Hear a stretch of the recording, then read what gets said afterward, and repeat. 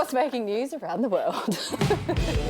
Rafael Nadal's return to the French Open may have been his last. The 14-time champ crashed to his earliest exit, beaten in the first round by Alexander Zverev. With his focus now shifting to the Paris Olympics, fans farewelled Nadal from Roland Garros with a standing ovation. If it's the last time that I played here, I am in peace with myself. Residents on the Spanish island of Mallorca are fed up. As the cost of living spirals, thousands have taken to the streets of Palma to protest mass tourism. With more than half the rental properties used for holiday accommodation, locals say they're struggling to afford a place to live. We can't live with rents at the prices they're at. Workers are being driven off the island. They also want new rules around who can buy property. And Israel has vowed to continue the war against Hamas even after global condemnation of the airstrike on a tent camp in the Gaza city of Rafah. At least 45 displaced Palestinians were killed, including children, after the strike ignited fires which ripped through their accommodation. Dozens more were wounded, some brutally burned. The camp was supposed to be a safe zone. Which conscience and which religion is this? Which humanity is this? Where is the world? The Israeli military claims it was targeting a Hamas compound. PM Benjamin Netanyahu describing the incident as a tragic mistake that's being investigated. Australia's Foreign Minister Penny Wong has described it as horrific and again called for a humanitarian ceasefire. Even the language of mistake, I think you can't be a human being and not feel profound grief since October. And what we've seen in terms of the scale, I don't think we're able to truly get our head around the depths of despair it must be like sort of living in Palestine right now. And in terms of the mistakes, I mean, we've seen from maternity hospitals, hospitals with babies in NICU, and now tents. We've had or a six-year-old girl who was fleeing with her family. And I worry that with this onslaught, are we going to become just desensitised to the horrors of this? I think we already are starting to do that. You heard the desperation there. Where is the world? Yeah.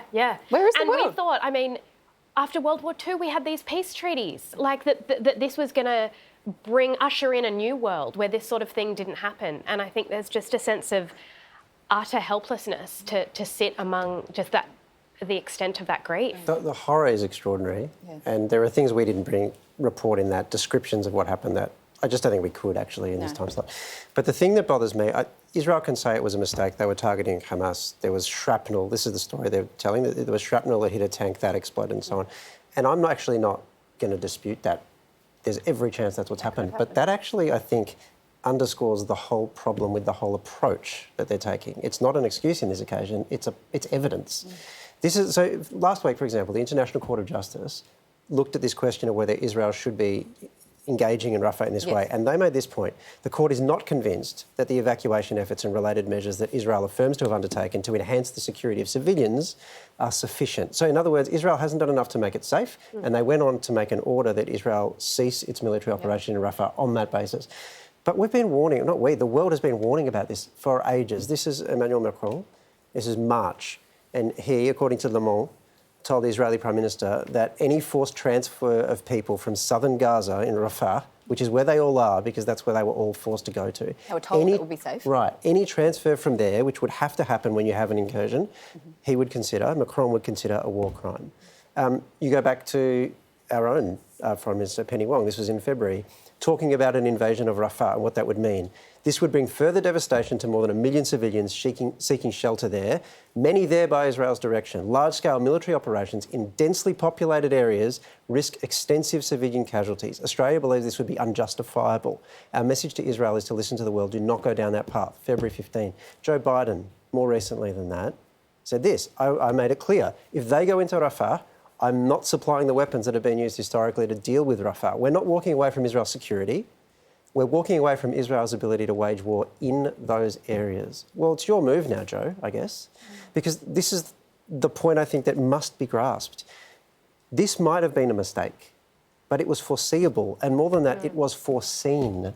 So when that's the situation, when international institutions, when your allies are saying this is what will happen, and then it inevitably happens, can you turn around and say, sorry, it was a mistake? Or do you at some point have to go, we buy the consequences of this and we have to own them? Who has the answer? Well, the world will ultimately have the answer. And it'll be really interesting to see if the allies who've said, please don't do this, we don't want you to do this, and even made threats, if they follow through. I suspect they won't. I can't see an end at the moment. We're seeing the worst in humanity. Yeah. It's horrific. Without everyone dying.